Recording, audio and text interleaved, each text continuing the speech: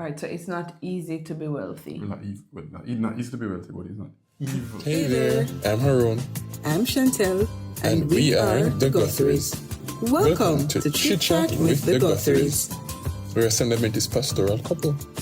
Bringing you real conversations about anything and everything. From religion and family life. To lifestyle and whatever else comes up.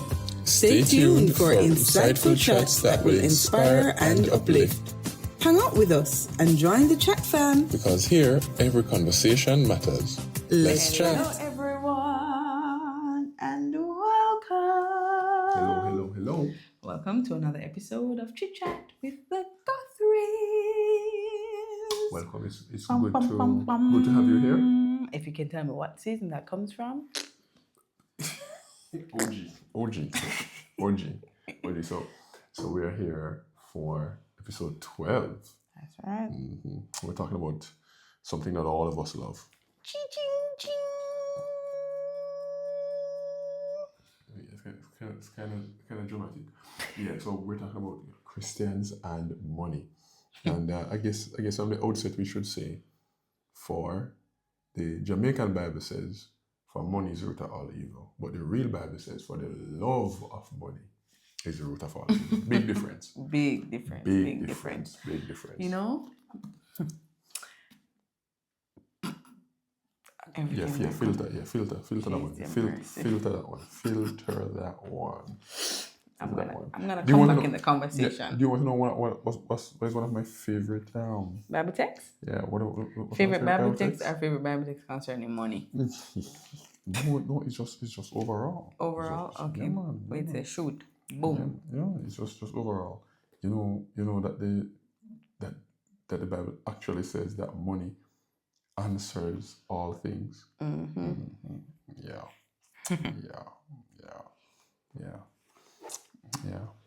Money answers all things. Yeah, for wisdom is a defense, but money answers all things. Yeah, but what was the background in that? Me is not the Christian with it, that the one line they run with it. What? No, for me. You say you take that the one line they run with it? Oh, I won't run with it, but I will zoom. Yeah, I will conveniently take it. Conveniently try it. So the King James is going to say money answers all things, but here's this other version that I'm exploring, NASB. Here it says, men prepare a meal for enjoyment, and wine makes life merry. So every drink is for wine. And money is the answer to everything. Anyone drink wine all the time. Welch's grape juice, 100% alcohol-free wine. Welch's grape juice, you know what? We're not getting to that. Grape juice is wine. We are talking about money. Money. Grape juice is wine. So men prepare a meal for enjoyment. You know that song? And wine makes life merry, and money is the answer to everything. And money answers all. Can you believe it? All. The Bible is telling you that. So if money answers the Bible all, have a little is the money positive mine? light. Is the money mine? A little positive light. Which money answers all? My money? It's like where you get the money from? No, my hard work and dedication. So you think? Really? And I don't understand what you mean by if I something. I want me hate when you ask a question here, come ask me about the question. Oh my gosh. Either so you go or not so you go, not try to play for my brain. Maybe near so go so. Near so go so? Yeah, near so go so. That's a real Hanovian patois. Get away. Or it's nearly so. No, listen, I literally say one thing with the Adventists, them know, sick up in. No, let me get my point out. One thing with the Adventists, them know, say that we are planning no event. I read that now go, my father is rich in houses and land. He has the wealth of the world. And then we say, Father said one of the cackle. Yes. Yeah, I tell you. So there's a humor there. But the book of Deuteronomy says that, don't forget God, for it is He that gives us the strength to get wealth. Mm-hmm. Right. So we say the right equation. So technically, so we get the strength, if I we never get had the power, strength, we get the ability to get the money, then it would be mine. And the book of Ecclesiastes, remember, this is written by Solomon after him girl out himself, and drink out himself, money out party out himself. And he realized in Ecclesiastes, Solomon realized I know eat this. Yeah, the hype life there, I know, the chopper life. And not necessarily the hype, but it's just that Because people can have money and they're not hype, but they don't have genuine happiness. Right. You understand? Yeah. But so even So it wasn't his possessions so that gave technically me money happiness. does not answer all things because money does not answer the call for happiness. No, but you have to understand what Solomon... It's temporary. When Solomon said money answers everything, we have to find the context of what he's But talking when we about. ask you about the concept, the context, when he asked it, look a while ago, you're going like there was no content. Context. No, but in the book... Content. Clearly, me I do social media management over here. Anyways, let's go. So when the book of Ecclesiastes, what Solomon is going to let us know is that time and chance, or time and opportunity, harms everybody. Okay. So God gives us the strength, the ability, but we take Ecclesiastes in it. He also gives us the opportunity to get wealth, right? And the Bible is very selective in words it uses. So there's a difference between wage and income. There's a difference between money and wealth, Okay. right? So which one we should aim towards, money or wealth? Wealth. It's wealth. It's wealth. Because I feel like money temporary, wealth long term. Yeah, something or like that. wealth kind of more depending on how you want to put it in. But those are the viewers who are into finance and different financial instruments also. We'll be able to tell you that wealth is better. Yeah, that in terms of wealth, your wealth can be measured in so many different ways and so on and so forth. Because right now I'm wealthy in opportunities.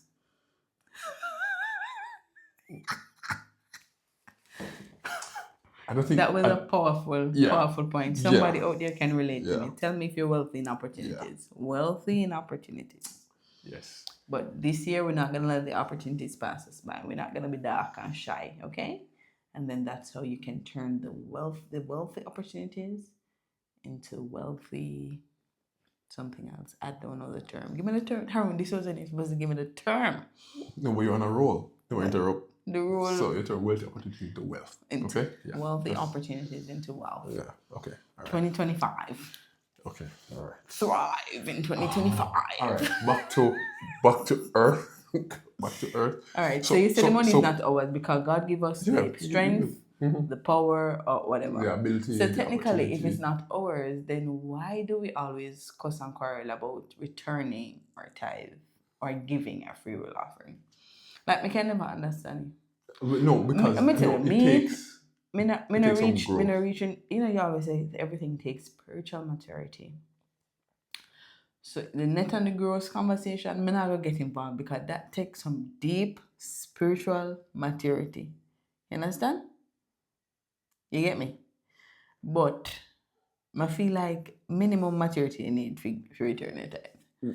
But net and gross, that's some prayer and fasting there, Harrone.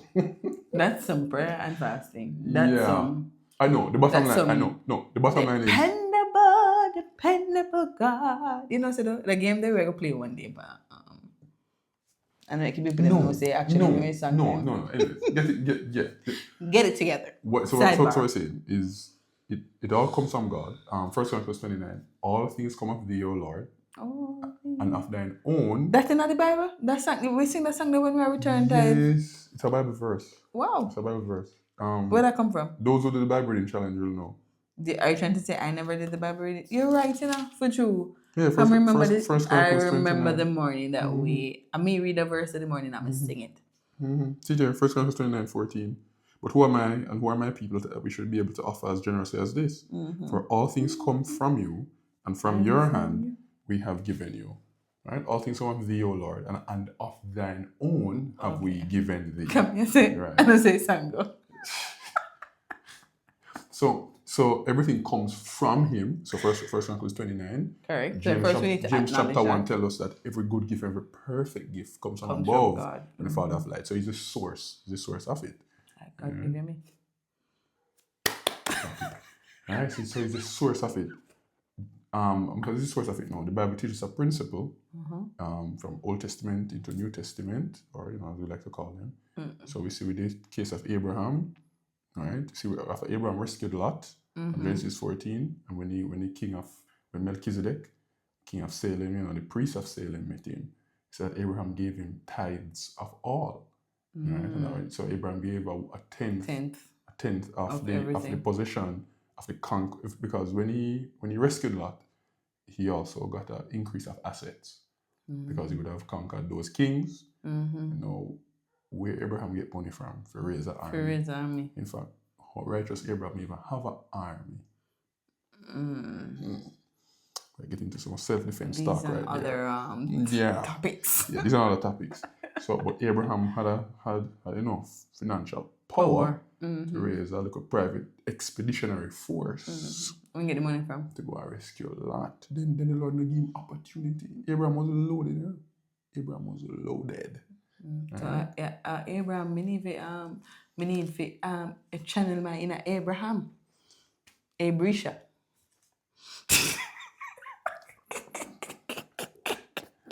So when if you live like Abraham, Genesis, be a friend of God, follow righteousness. Genesis 19, command our household after God, right? We put the Lord in everything. It's better we accept what is right and struggle to conform to the right than just live loose all over the place like that.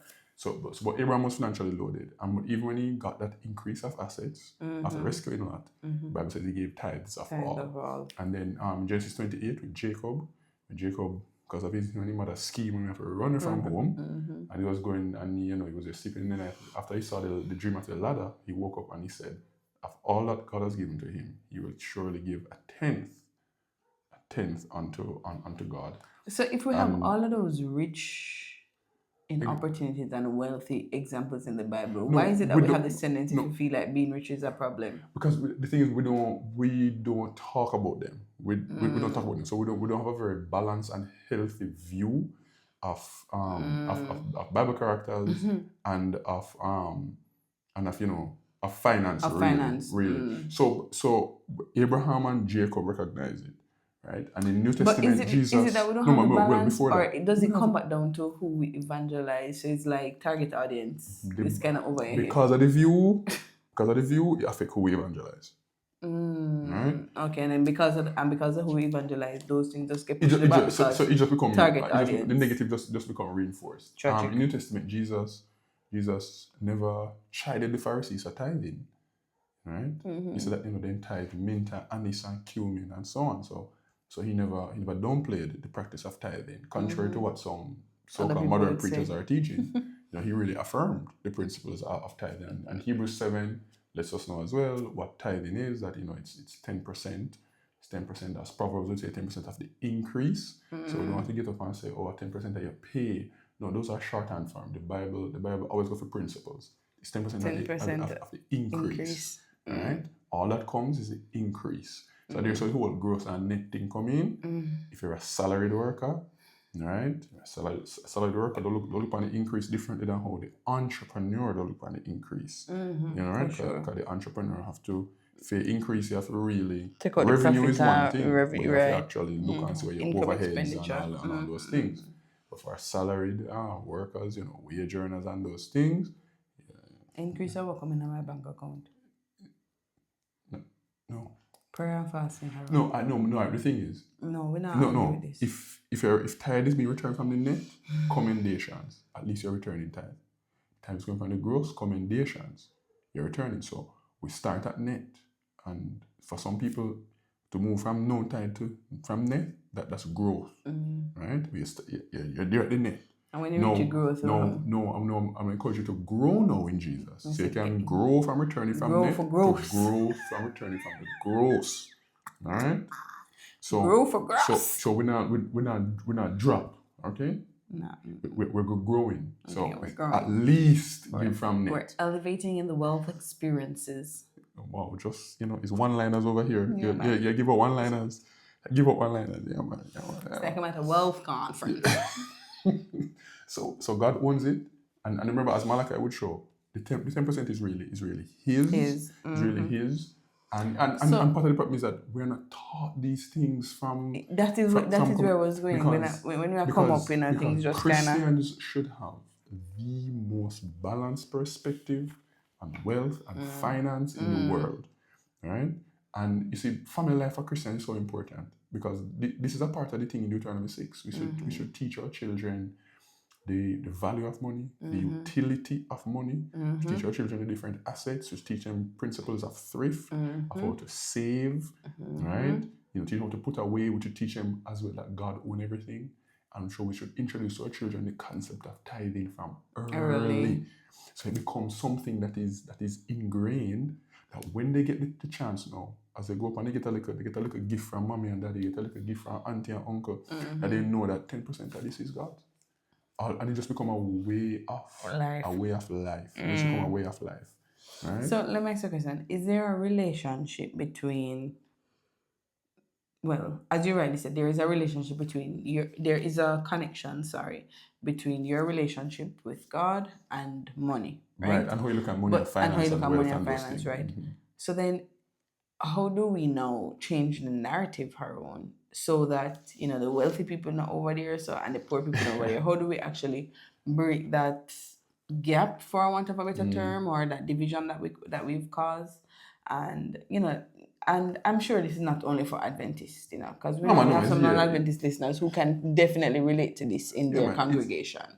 It's a basic life skill to be financially literate. Okay. So first we have to start to be financially literate. We be financially literate. And especially, you know, we need to know the kind of world that we live in. You know, this fiat currency, debt-based economy and those things. We need to understand the different financial instruments that are out there. And the thing is, if our generation don't become financially literate, when we have our offspring, 10 chance to one they're not financially literate either. Right? And the book of Proverbs says a good man leaves an inheritance for his children's children. Yeah, their children's right? children. So the Bible is into Angie. The Bible is into multi-generational. The Bible is into a multi-generational foundation. Your grandmother name again? Miss. Your grandmother name again? Forget it. So the Bible is into this generational wealth idea. Right? I remember we said wealth is in different forms, in wealth opportunities. Not generational curse. I'm resisting to even touch that one because that way need a whole episode by itself. Because we need to fix up that doctrine. We need to fix it up. Anyways. So is there a relationship now then in fixing up that doctrine? Is there a relationship now with the wealthy or being rich and the gospel? Like, how do we not? I feel like, may I say this with my chest? I feel like sometimes we manipulate the wealthy in the church. It's like we only remember them sometime. Well, you're right. We only remember them sometime. No. The thing is, as I said, we need biblical thinking, and this is what I always emphasize. You know, reading the Bible, you have to spend time in the Word because there are many things that is in the Word, and there's some things you only will know if you read the Word for yourself. And that's just the reality. The connection that the Holy Spirit is going to make is done when you read the Word for yourself. So if we read the Word for ourselves and we see God's perspective on wealth and on opportunity, we see how God look at finance, right? If we see all of that, right, it helps to realign us. You know, we see how God look at tithing, so God look at free will offering, and vows and pledges, right? And we see where if we are determined to give to God, we will, right? We will find a way, right? So then in that situation now, then what are some examples that we can actually use from? No, well, all right. Before we get to the example, we also have to set the record that it's not evil. It's not evil to be wealthy. Not evil to be wealthy, which means that wealth is, usually a tool. Yes, provide for the family, but also recognize God's ownership and to be used to extend the work of God in the world. So in terms of our personal ministry, what we do individually as we connect with others, and also as we support the gospel, support the mission, the mission of God's church. And we see examples in the Bible: Abraham, Joseph. Right? Jacob, right? The tax collector. David, Solomon when he followed God, which was to show you that It's the heart. It's the heart. It's That's the heart what individual matters. that own it now that is going to control how the assets and the wealth and whatever is used. And look in the so-called New Testament. Look at Nicodemus. Right? It kind of says in the New Testament. No, because I don't believe that we should be calling the Bible Old Testament and New Testament. Right? Anyways, it's just Bible. So Nicodemus, right? Nicodemus was wealthy. He was converted. Uses wealth. Joseph of Arimathea was wealthy. Right? No, those men were loaded. Right? Think of Matthew, the disciple of Jesus. He was a publican. Before? When Jesus called him, he was a publican. Matthew was loaded. So which means that we talk about them, but we don't talk about that side of them. Yeah, because we have an imbalanced view of the rich, of an imbalanced view of wealth, and there is nobody not admit it. There is a doctrine of righteousness by poverty amongst Christians. So it's righteous to be poor? A lot of Christians believe so. A lot of Christians believe that a person who is rich and have wealth is far from the kingdom. I was just about to say that. It's because we're poor. It's because we're always in need of something. We always are pray. You understand? Yeah, but the rich man is in need of thing too, and the rich man pray too, Babe, remember say you start the episode and said money answers all. Okay? So, hello? Yeah, the rich man is praying too. What am I praying for? Do you think the rich man praying daily bread? He's praying for his daily bread. But he know how am I getting daily bread? Am I go down the road and am I go swipe him massacre? No man, he's praying for the success of his business. He's praying for network. He's praying for opportunities. Right? He's praying that the BOJ hold the interest rate at the right level. Right? So I think plan and projections, right? I pray for your portfolio. Right? I think we should encourage more Christians, to have a certain bracket of wealth, because those who are in those upper classes and bracket of wealth, they need the gospel too. They need the gospel too. And people listen to people in their same you want to be found because somebody needs. What were you saying? Right. Not who you were talking about, but me not remember that statement there. It was about the whole concept of the time of trouble. Instead of wanting to hide. Yeah. So some of us need to be found because the special forces are going to need Bible study. We're going to need a Bible study. So some of us need to be found. But anyways. So some of us need to put ourselves in those situations where we can actually reach to the wealth. Think about government ministers. Think about, the heads of industries and the CEOs and the CFOs and the managing directors and those things. And I guess because of how we view, and the thing, Harrone, it's because of culture in Jamaica. Most of the times, persons who are, of wealth don't necessarily come from a linear means. So I feel like because of that, it's like, and I'm not saying that's for everybody. I have people who whatever in their gains. But I'm saying, I think because of that, it's like we kind of shy away from it. I don't know if I try to justify. There are many elements of the culture and so on. That we have to think about. And there's the whole imbalance view and thing. But for the part of becoming a Christian, when it comes to the Bible, is that it smooths out our thinking, it rounds out our thinking, it fills in our thinking, and it elevates our thinking. For sure. Right? So we look at people and we look at different socioeconomic groups differently. Right? And we see that no matter whether we are classified as poor or rich, we need the gospel. No, the way you preach the gospel to the poor man is not the way you preach the gospel to the rich man. Right? Rich, poor, fat, mother, in between. No, we all want to make it up there. No. Watch this quote. You see, I love my auntie because she has some gems. So from Christ Subject Lessons, she says, the only remedy for the sins and sorrows of men is Christ. The gospel of his grace alone can cure the evils that curse society. The injustice of the rich toward the poor. Injustice of the rich towards the poor. Holy amen. Because yes, there have been examples where the rich have exploited the poor to become richer. Amen. There are examples. And think about the pandemic. There's a massive wealth transfer. Yeah, but they cannot church, but you want them paint Well, let me use a broader example. During the pandemic, the top 10% got richer. So there's a massive wealth transfer that took place during the pandemic. Wow. Right? So there are examples. So the poor never get poorer. The injustice of the rich toward the poor, the hatred of the poor toward the rich, alike have their root in selfishness. Wow, And this alike can have be their root in eradicated. selfishness. And this can be eradicated only through submission to Christ. So it's not righteous to hate the rich. Only Lord can help us. It's not righteous to hate the rich. It's not righteous to hate riches. Right? What is righteous is having a healthy view of these things. And so that whatsoever our lot in life is, let's not be selfish. Because we often think... It's not selfish. Let's sell wealth. Oh boy, that is so corny. We have it's not, it's definitely not righteous. I mean, some person, if whatever socioeconomic group that we are in, let's have a healthy view of the thing. It's so easy for us to think that the rich are covetous. That they always want more, always want more. But the poor can be covetous too. So the problem is selfishness. And I really like this quote from Auntie Ellen. She really helps to balance out the thing and lay a fair line.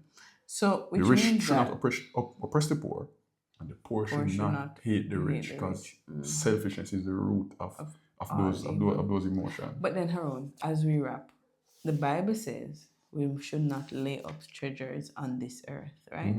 So if we shouldn't, why does all of this matter?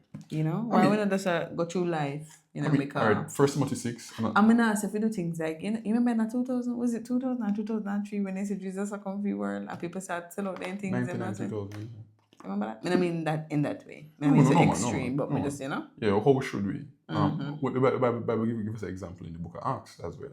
But here this passage from 1 Timothy 6. But godliness actually is a means of great gain when accompanied by contentment. For we have brought nothing into the world, so we cannot take anything out of it either. We got something earlier, people are trying to give them something though. If we have food and covering, with these we shall be content.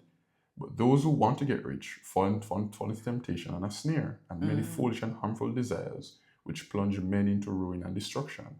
For the love of money is a root of all sorts of evil. And some by longing for it have wandered away from the faith and pierced themselves through with many griefs. But flee from these things, you man of God, and pursue righteousness, godliness, faith, love, perseverance, and gentleness.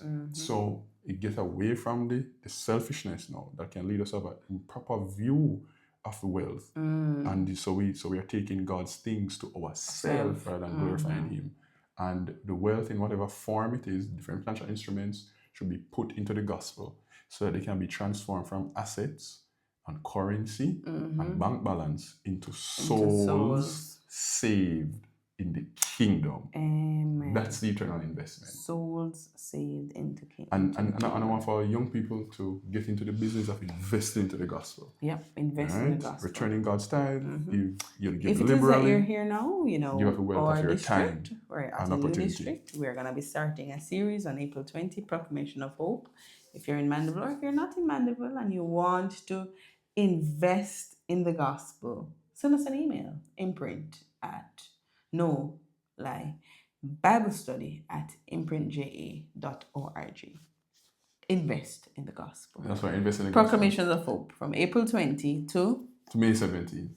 That's all right, right. so Mega Mart, parking lot. It has been good this week. It has been good for you to be here. Ask for a plug.